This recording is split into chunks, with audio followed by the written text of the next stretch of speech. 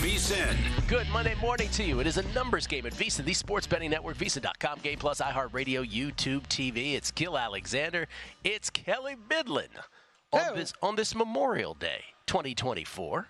Everybody's got their bunting out for baseball. Baseball not with the full schedule somehow on Memorial Day. I don't know why they don't have the full schedule anymore. Yeah, they really should. It's 11 games, but it's not the 15 that we used to be accustomed to. On the show today, Jake Hahn on the NHL playoffs. Get ready, NHL. You're about to take center stage for a long time, feels like. And we'll talk to Mike Somich at the end of the show today. We'll take we'll have a baseball break with Mark Borchardt here coming up momentarily. Kelly, June 6th, that is when the NBA Finals begins. It is set in stone. It is not this Thursday. It is next Thursday. That is 10 days from now. We potentially could be done with the conference finals tomorrow night. Yep. That would be a 9-day rest until an NBA Finals, which they set in stone. You and I were talking about this off air before the show. They set that in stone, maximize advertising dollars to make sure that there's no rest disparity for one team or the other heading into the NBA Finals. But it does seem like this is becoming more normal. There has never been two conference sweeps in the history of the NBA playoffs.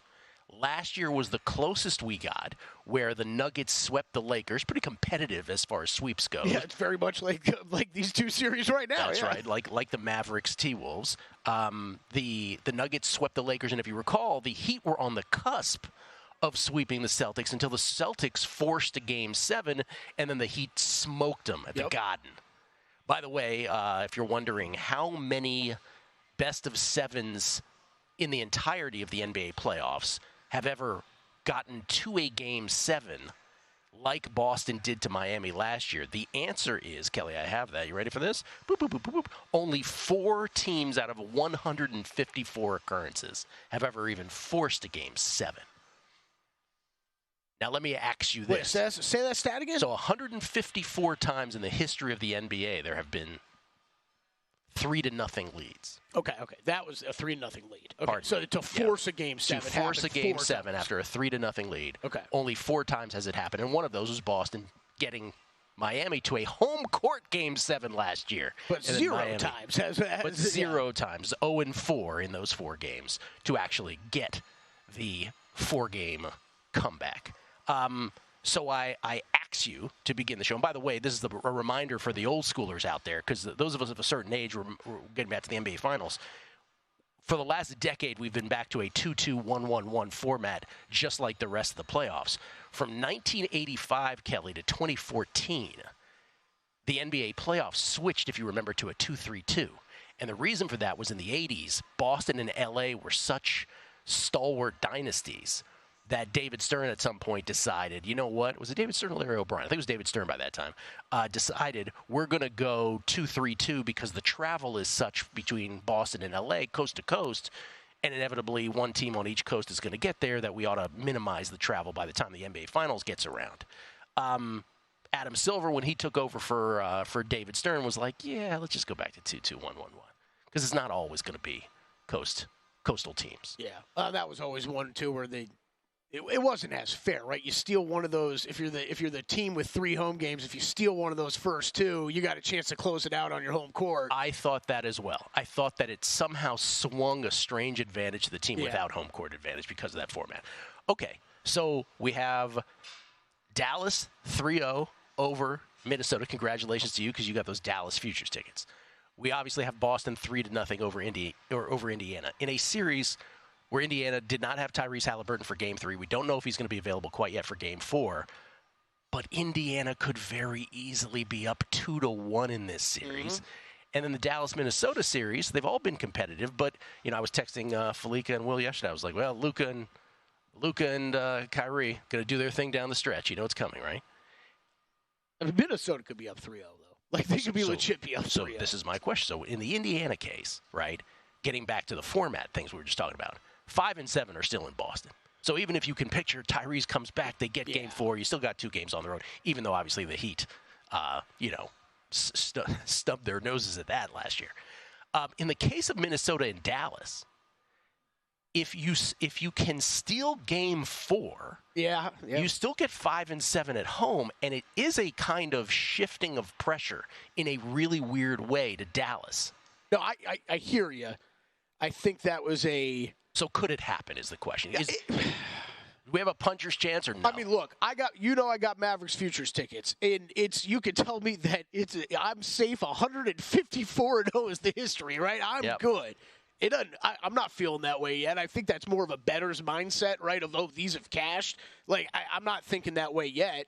But I will say, as someone holding Mavericks futures tickets, oh boy, did Game 2 and Game 3 both feel huge. I mean, all 3 games, right? But to steal one of those games, or to beat Minnesota in Minnesota on a Luka Doncic last-second shot, to steal a win there, and then. I mean, when Minnesota kind of surged back in that game last night, and then Kyrie and Luka took over in clutch time, were just amazing as they have been all series. Same thing, right? Like just to be able to walk out of there with a win in a very, very tight game felt massive because of that, right? If you steal 1 or 2 in Dallas, it's a brand new series all over again. Indiana 90-1 to come all the way back. Again, we don't know about Tyrese. Games 5 and 7 will be in Boston. I'm looking at a book where Minnesota is south of 12-1. Are you serious on this? You got to shop around for these, obviously, but I'm looking at one where they're south of 12-1 to come all the way back. Okay, whatever. That's not a good price. I don't even think DraftKings has it posted. Oh, no, I'm looking at it in a certain spot here. Yeah, DraftKings doesn't even have the Pacers-Celtics series price up. Let me just ask you this. And yes, Timberwolves 10-1. Yeah, like, well, really? Yeah. That's all you're giving me? Yeah, that's all you're getting. It's 0-154. 0-154. All you're getting is 10-1. Yeah, that doesn't seem like a good bet. And like Karl Anthony Towns seems to have forgotten how to play basketball. Okay, so most of you and me you and I were texting yesterday, and I think it started by me saying, "Has there ever been?" And yes, we're going to bring this up one more time because I haven't brought it up in a couple weeks. Has there ever been an award given to a player? I'm talking about Rudy Gobert winning Defensive Player of the Year. That was so quickly and resoundingly and repeatedly shown to be utter nonsense as it has in this postseason. Like the people who voted for Gobert, I'm not talking about them admitting it publicly. I'm talking about when it's them and their pillow as they sit and their final thoughts of the day. They have to know this is a sham, right? You would think so. You would think so. I think this series, again, we were texting all this yesterday, but this series goes even beyond that to me because you're talking Coach of the Year, Defensive Player of the Year, best defensive team by remember, we talked about this before the series. I brought it up multiple times. The defensive ratings at the regular season, the difference between where Minnesota was and the second best team was the same difference between 2nd and 13th. Yeah. That's how good Minnesota was all year. They got that going for them team defense-wise. The Defensive Player of the Year that we all gave a lot of credit for the team defense too, right? Coach of the Year, and they're getting dismantled by the same offensive action that Kyrie and Luka are running time and time again. There are no adjustments. There have not been adjustments. They've tried things, Gill. Nothing's working. Nothing is working. But it shows that, like, Gobert, okay, you're a great rim protector, but you can't do anything else, as Luka so clearly showed. Definitely can't put him on an island one-on-one with those guys. Oh, my gosh. At the end of Game 2, the greatest example of that, as he just floundered trying to keep up with Luka. By the way, those post-game interviews with Kyrie after Game 1 and Luka after Game 2 were some of the greatest television interviews you'll ever see after a game, where both Luka and Kyrie sort of sheepishly, when asked about, how do you fight this defense, and they both kind of with like a wry smile, quietly, well, we take what we just adjust to what they give us. Luka even came out and said, "Oh, I'm not doing very well right now. I'm not very I don't know if he said fast in his somewhat broken English or whatever. He goes, I'm faster than him though." Yeah. Chris Mitch, Coach of the Year nominee. Sorry. Yeah, he didn't win it. Dags. Right? Dags won. Yeah. So I just, yes, he's a good rim defender, but like the drop down defense and the constant alley-oops. What was that stat we gave after Game 2, which was, remember, at halftime of Game 2, the T-Wolves were outscoring the Mavericks at the half from behind the arc, 33-6. Yep. But they were only up 3. Why? We said this last week. Because they have 10 dunks. So it's like, and now, okay, let's just throw this in the mix. I want to just sort of think, I mean, does Minnesota have a shot here? Lively? We don't know. That's huge. That's huge, right? Huge. So that takes away some of that. Yes. The adjustment that the Thunder had made against the Mavericks was, we'll actually crunch Luka and Kyrie. If you can beat us, you have to beat us with threes. And you and I were talking about, P.J. Washington did, right? And those guys did. But we were talking about how in our basketball viewing and basketball analyst's brain, okay, if you beat them by the three, we all get it. I don't even care if it's wide open. But there is something so laughably ridiculous about getting beaten by 10 lobs and alley-oops, right, where you dunk it over them every time. I mean, I think that as a viewer and a fan, Gill, I would think if you're playing on the court, it's got to be even worse. I mean, we were talking about, like, by the third time I've had a lob thrown on me, like, I'd be tackling guys running. Hugging these centers, running towards the basket. I saw this stat this morning from ESPN. Mavs have 48 alley-oop dunks this postseason. Rest of the NBA combined 59. Yeah. I mean, they're doing it time and time again over Rudy Gobert. And again, talking about adjustments, they adjusted offensively to that because it's not like the Mavs were playing all season like that, right? A little bit more since the All-Star break, but no, not to this level. We'll talk more about this. Largely based on how I have anything that might have been right by me was torpedoed by injury, and then all the other stuff was just wrong. And then I'll ask about the final weekend of the regular season. Baseball break next, though. Borchard, the Acuna injury, the impact next.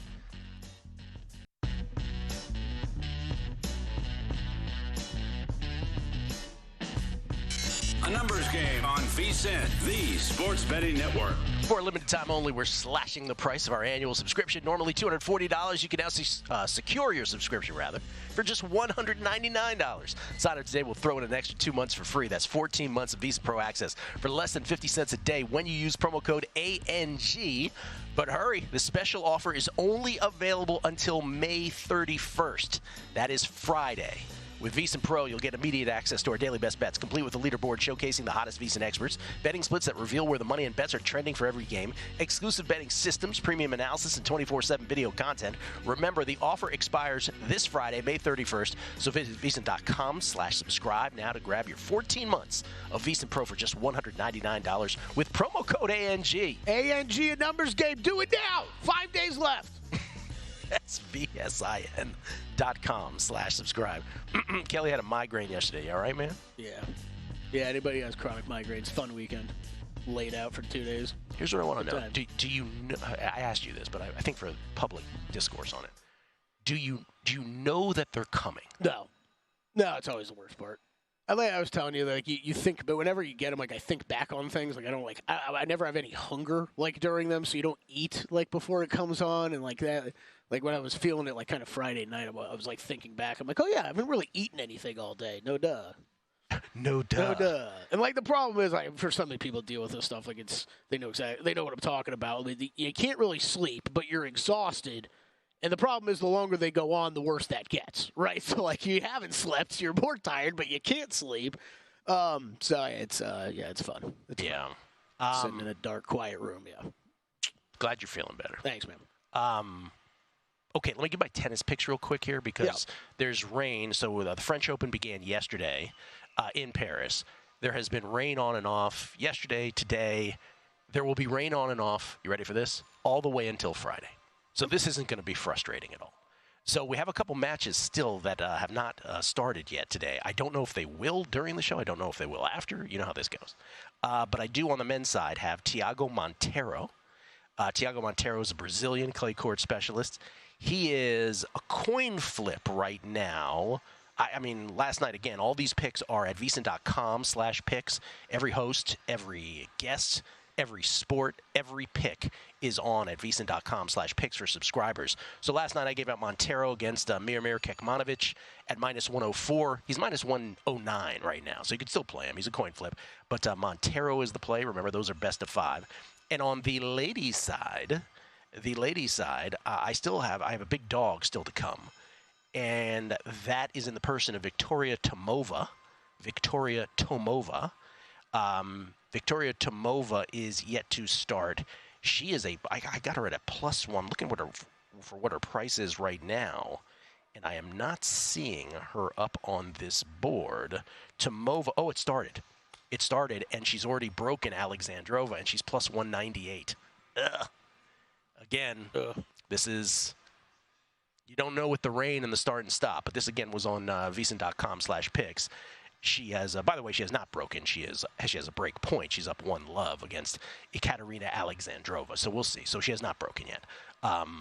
But she's up 1-love early in that one. So that one did start. So Tiago Monteiro is the only one that has not started yet. Dumb tennis question for you. Feels like this do they get a lot of rain this time of year? I was just thinking that. It feels like this happens often, like during the French Open. I don't know if I'm...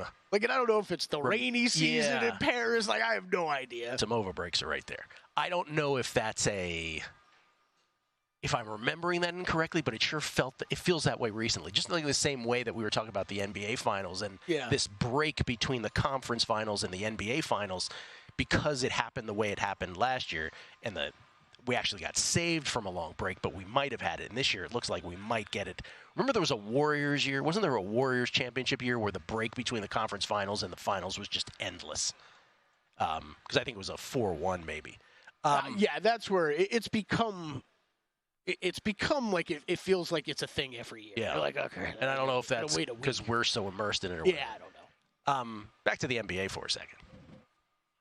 So I was saying before the break, I feel like this entire playoffs, like there's some things. We're going to talk about the Guardians coming up at the top of the hour.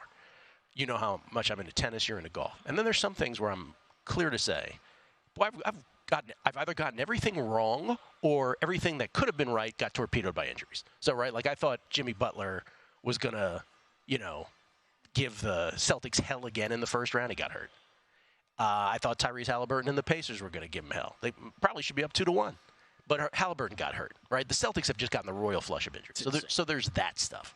But then there's also, I am still stunned by the Nuggets blowing that 20-point lead last week. Like, it's been 8 days, and it still has left a mark. Honestly, it completely destroyed the NBA playoffs for me. Because I was like, I can't process it. And then the T-Wolves go out, and they're down 3-0 to the Mavericks. And then I also called, by the way, the hits keep coming. I also called that Nuggets T-Wolves series the NBA Finals, right? So I was like, whoever comes out of this is winning the NBA Finals. Yep. So I say all this with that backdrop of I'm trying to make sense of it all, and I'm trying to sort of contextualize it. That last weekend of the NBA regular season, something happened in the Eastern Conference, something happened in the Western Conference. Remember, in the Eastern Conference, Cleveland purposely tanked, right? They looked at the scoreboard. They saw Milwaukee was losing. That meant whatever seed they got was on their racket. And they knew that if they ended up at the number 2 seed, if they beat Charlotte, it was the Hornets they were playing, right? If they beat Charlotte on that final Sunday, they would be the number 2 seed, and they would have to play Joel Embiid and the Philadelphia 76ers, who would land in the 7th seed. So they purposely lost, and they're like, nah, we're going to get a home series against the Orlando Magic. We need to win a playoff series because we got crunched last year by the Knicks. They did that. They ended up winning in 7. Mazel tov to the Cleveland Cavaliers, okay? But what that ended up doing is Donovan Mitchell's still going to leave you losers. He's still going to leave you. You see, losers. J.B. Bickerstaff, you still lost your job. Sorry about that. I love your dad. Okay, so what would have happened had they decided to play it out correct or kosher way, right? Wow. Okay. They would have ended up as the number 2 seed. Yep. They would have played Philly. Let's say Philly wins. Philly gets Boston in round 2. Does the whole East change? Or do we have to factor in Embiid's injuries would have happened anyway and it wouldn't have changed? Maybe it would have, maybe it didn't. Denver, Friday night, 2 nights before that, squandered the big lead to the Spurs. Remember, Wembanyama had 34 points that night. Crazy game. He had 34 points that night, and I want to say he had like a stretch of 17 points in 3 minutes. Like that game got lost. While we were talking about Defensive Player of the Year, he was just this offensive juggernaut in that game. So the Nuggets don't end up with the number 1 seed. They end up number 2. OKC ends up with number 1. If the Nuggets had held on to that lead and gotten the number 1 seed, then they end up playing the Mavericks in round 2. Does that end up being completely different? I ask all of this because as I try to make sense of it all, I'm wondering, has the NBA gotten to the point where it is so matchup specific that ought to be our biggest handicapping factor in all of this? And we can no longer, there's no team that is so dominant like the Jordan Bulls, like the Celtics and Lakers of the 80s, like the Bad Boys Pistons. Pick your, like the Curry Clay, let's be more modern, the Curry Clay Warriors, who are the biggest dynasty of them all. Is there no team that is that dominant anymore? That has to be your only handicap now, is who are they going to end up playing? I think this is a great question because, yes, I think that, or a great topic, because I think, yes, that we have gotten, it has come so far to that point, but I think what you're seeing right now in this Mavericks-Timberwolves series is stars still matter. Like the stars still matter. Luka Doncic Yes. and Kyrie Irving, and look, in full transparency, this was, I thought, I have Mavericks tickets. I did hedge. I thought Timberwolves were going to have a leg up in this series. The defense had been that good all year round. On the perimeter, at the rim, has been so superior. I thought they had the advantage here. But we did say before the series started, the floor is so high for the Mavericks when you have those two players.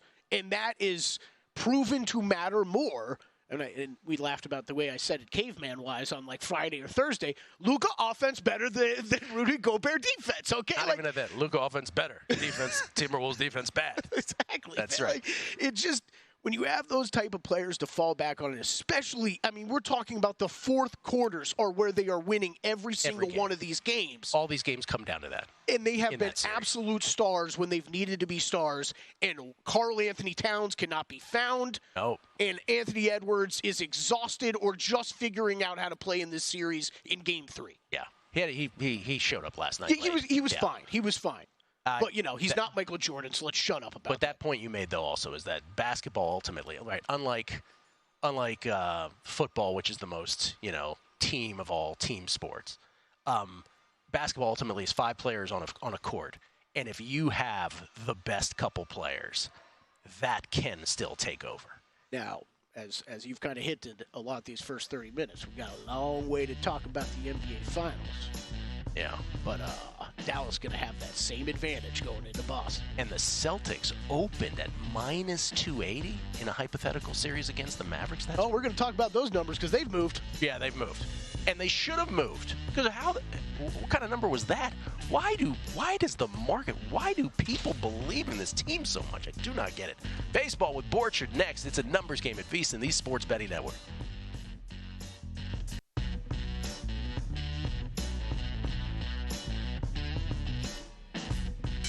A numbers game on VSiN, the Sports Betting Network. This segment of A Numbers Game is brought to you by ZYN nicotine pouches.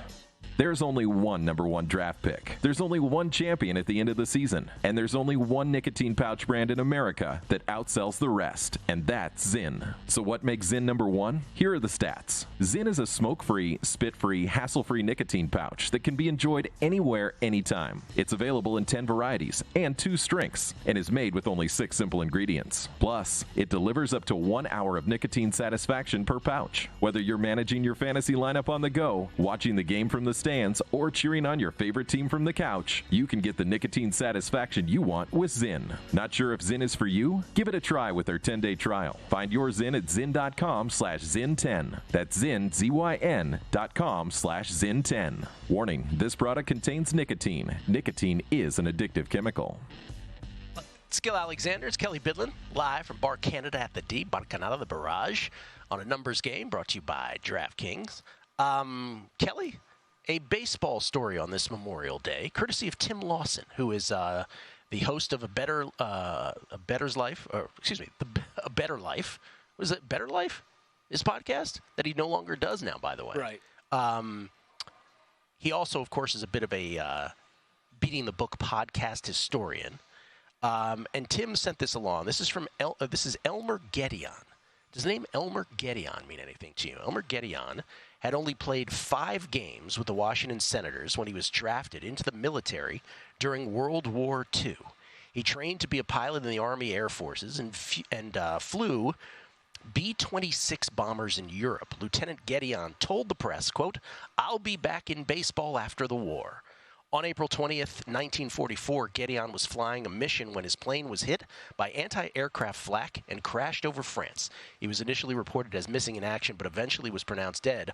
Of the more than 500 major league players who served in the military during World War II, only Gedeon and one other were killed in action. Elmer Gedeon laid to rest in Section 34 of Arlington National Cemetery. We honor his service. A little baseball historical note on this Memorial Day, courtesy of Tim Lawson. Yeah, great stuff from Tim. And as always on Memorial Day, thank you to all the servicemen and women out there, and all those that like that right there that paid the ultimate sacrifice. Absolutely. Memorial Day was always a day of full baseball, bunting in the rafters. We don't get full baseball; we get 11 games today. Mark Borchett is here to help us along on this Memorial Day. How you doing, Mark? I'm doing good, Gill. Yeah, that's an interesting story about Memorial Day, and I think it's important that we keep that in mind. That people actually have died so that we can enjoy what we enjoy in the United States, and including doing things like betting on baseball, which real first world problems, Gill. You're absolutely right. You're absolutely right. Before we get to today's slate, and your plays, let me ask you. Obviously, the big news in baseball yesterday, besides the Guardians' surge to try to get May, which we'll get into later. Ronald Acuna Jr. Devastating news yesterday. Non-contact injury between second and third base in the Braves game, and their 8-1 win over the Pirates at PNC Park yesterday. 2021, remember his right knee crumpled out in right field when he was making a play. This was just like a delayed steal, and his left knee crumpled, full blowing out of the knee. He's out for the season, and I'm just curious, if you could quantify that for us, and I'll go straight to a betting market on this specifically. This is the Braves to miss the playoffs is still 16-1. Is that a bet, or is that an overreaction if we bet that? I think it's an overreaction. I think that team's pretty deep, and it's interesting that he's out, because I was watching that game yesterday, and they didn't know during the game. So it's gonna make the projections completely different. Him being out of the lineup, maybe not completely different, but it's gonna definitely bring their win percentage down. And I haven't taken him out of the Monte Carlo simulations right now, but I think that seems pretty high to me, just based on with him in the lineup. I've got them still winning the division, with him in the lineup like 82% of the time. So I think his base runs are like 6.5 or something. So you gotta figure they're gonna lose a couple base runs from one of the lineup spots. So it's not gonna be as, I think, severe as he's got a big name, so people are gonna react to it, obviously, and he does add some probability there. But without taking him out of the lineup and putting in a replacement player, I wouldn't know, Gil. What was the percentage of time you had them winning the division? This is with him in there, 80%. They still have really good parts, like that. Chris Sale's really good, Max Fried, and then their bullpen's still top 5. And if you look at like Ozuna and Olsen, he's still around 6 base runs created, and that's taking in I think he's got 200 or 215 plate appearances. So part of this season, people are really down on Matt Olson. What's wrong with him? Well, the guy's got a 110 weighted runs created plus, so it's not exactly like he's totally awful. It's just he's down from last year. So again, that's a really high standard. When you have a 110 weighted runs created plus, and people are like, what's wrong with Matt Olson? That's kind of a high standard to hold, Gil. Yeah, and again, that's the difference between baseball, as big of a name as Acuna is, and he's the MVP, right, from last year. They don't get any better than Acuna. But he is one player in a baseball team, despite that, as great as he is. Still 18-1, what did I say, 18-1? Yeah, 16-1, pardon me, to miss the playoffs. And only plus 120 to win the division. It's not like they became a massive dog. Philly incrementally higher at minus 150. The Braves at plus 120. I know you can't feel good about it if you have Braves division tickets after what's happened with he and Strider, but the point being the market didn't go crazy, I guess. I sent you a bunch of other division odds. Was there anything else that stuck out to you? Yeah, there's a lot of things that I like, actually. I like the Twins to win that division. They're plus 340, and I've got them winning 60% of the time. They're pitching that relief. The bullpen's best in baseball. It has been all year.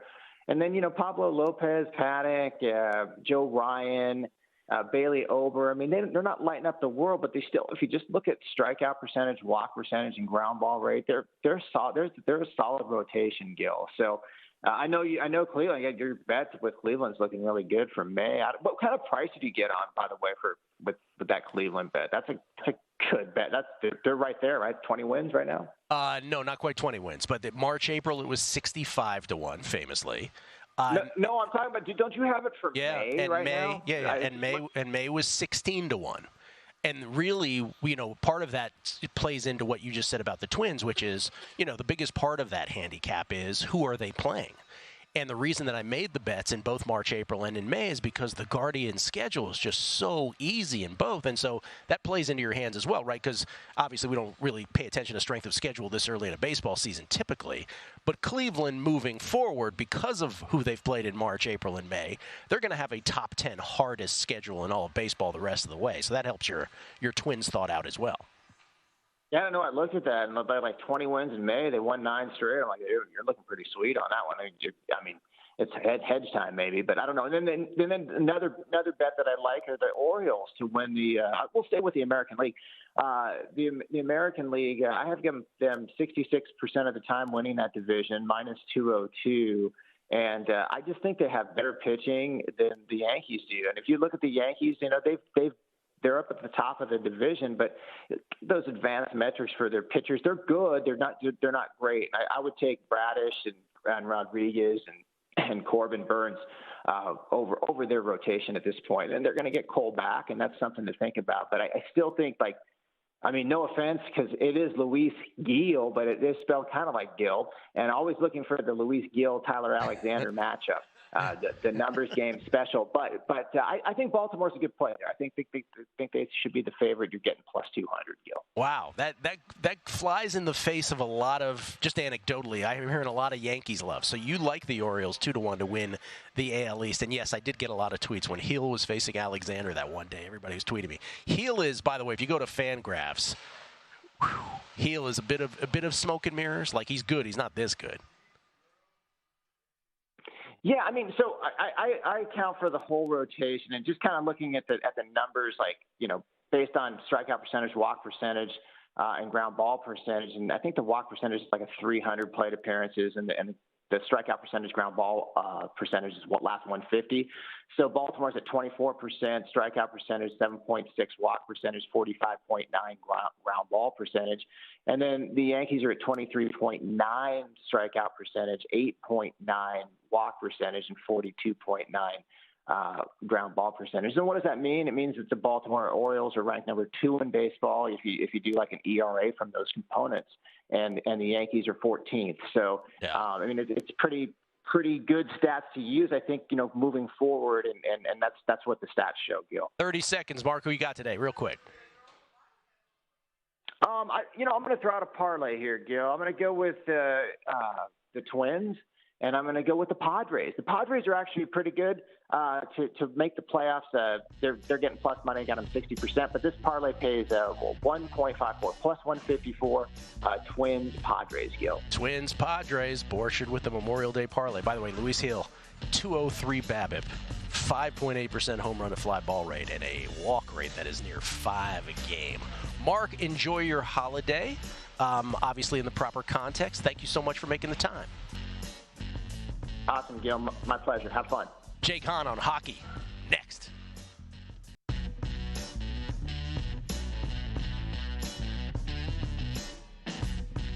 A numbers game on VSiN, the sports betting network. It says we're so close to crowning an NBA champ. After that delay, up to the NBA Finals. Then we will. And with the action heating up on the court, it's even hotter at DraftKings Sportsbook, an official sports betting partner of the NBA. New to DraftKings, listen up. New customers can get a no-sweat bet up to $1,500. Just deposit at least $5, and you'll get a bonus bet back equal to your first bet if it does not hit. Download the DraftKings Sportsbook app now and use code VSiN. The crown is yours. Gill Alexander, Kelly Bidlin. We get texts, Kelly, in addition to tweets. Are you aware of that? I don't get many tweets today. Weatherman Chris Felica? Weatherman Chris Felica. Weatherman Chris Felica does confirm, because he's a very savvy international traveler. He says, yes, very rainy this time of year in Paris. Thanks, Chris. Thank you, Chris. I love when I just ask questions on the air too that I could like easily Google. You know, I'd be like, hey, is it rainy this time of year, Gill? That's right. So what are the prices of onions in Madagascar? Do you let us know?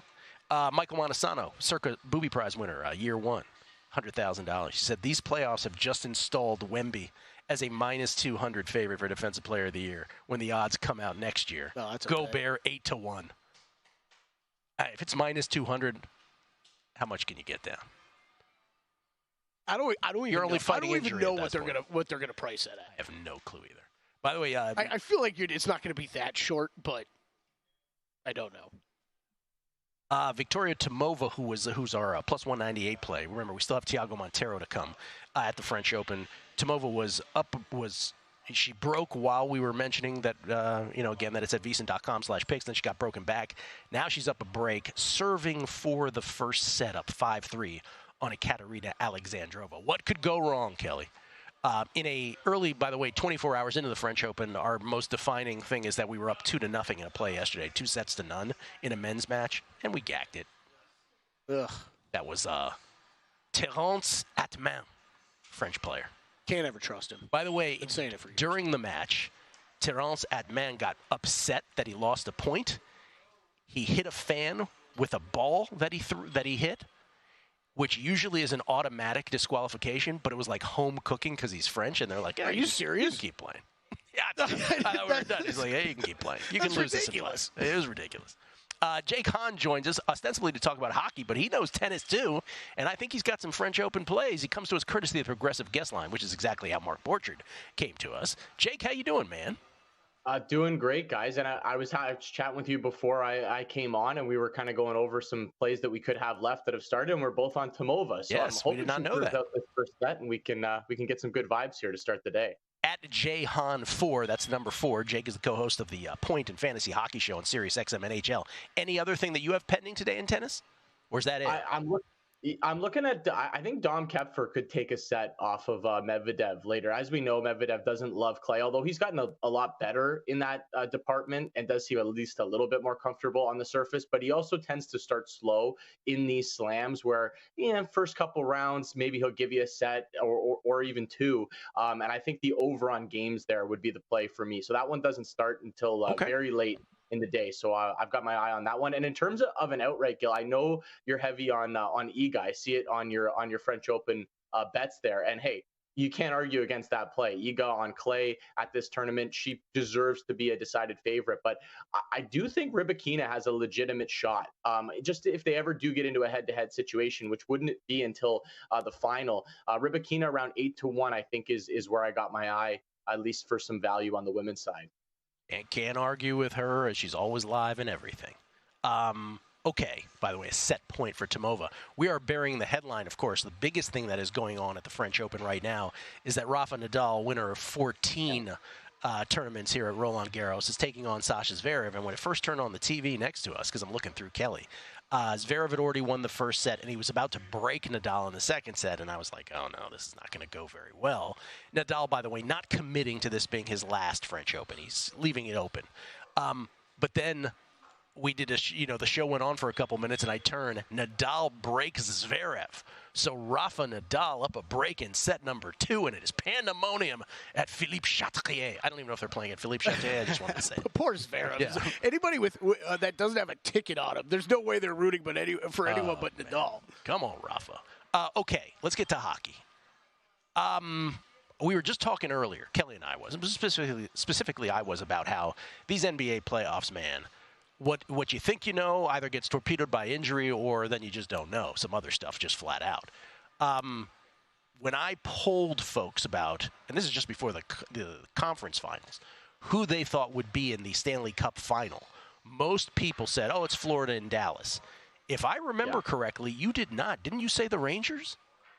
Well, my pre-playoff pick was the Rangers and the Edmonton Oilers in the Cup final, guys. So as you know, when you get this far with it, you get into and obviously you see a lot of things through the first couple of rounds, right? That might change your view. Even though your teams got through, I might look at it and go, well, yeah, Florida's playing so great now, and Dallas looks really deep. So should I change my mind? But I just sort of sticking with that preseason prognostication or pre-playoffs prognostication.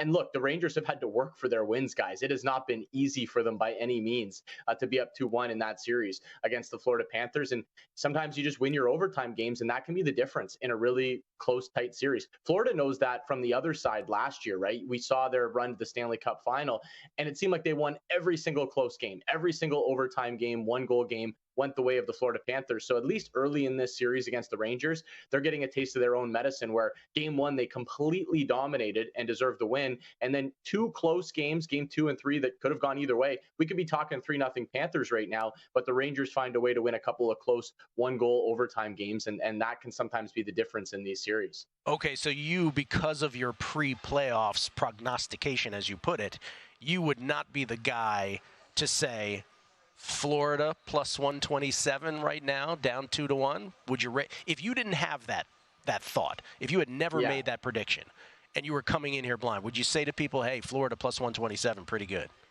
Well, I think if you're looking to bet Florida in the next game, right, in game 4 where they will be on home ice, they'll be priced around, I believe, minus 150, minus 160, just like they were in yesterday's game. If that's your thought, if you feel like Florida's going to win that game, then I think you take the series price instead, thinking, okay, they're going to tie this thing up 2-2. Yes, the Rangers will still have home ice advantage either way, but I think it's a nice way to get some plus money instead of having to lay the chalk in that game.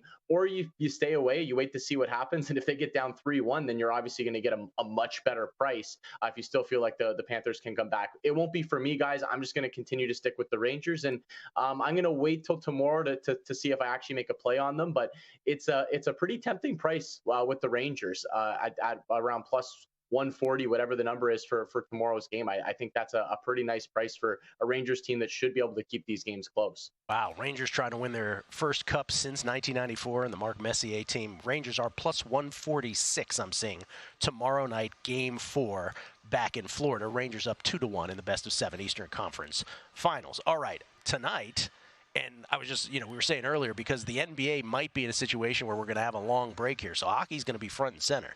Tonight is Game 3 of the Stars and the Oilers. The Oilers were able to take Game 1 in overtime against the Stars. Stars were able to knot it back up in Game 2. We're in Edmonton now.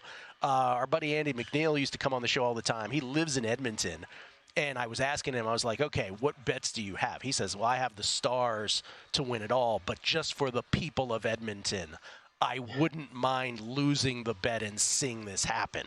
How do you feel about this? Edmonton is minus 125 in Game 3. They're a slight favorite.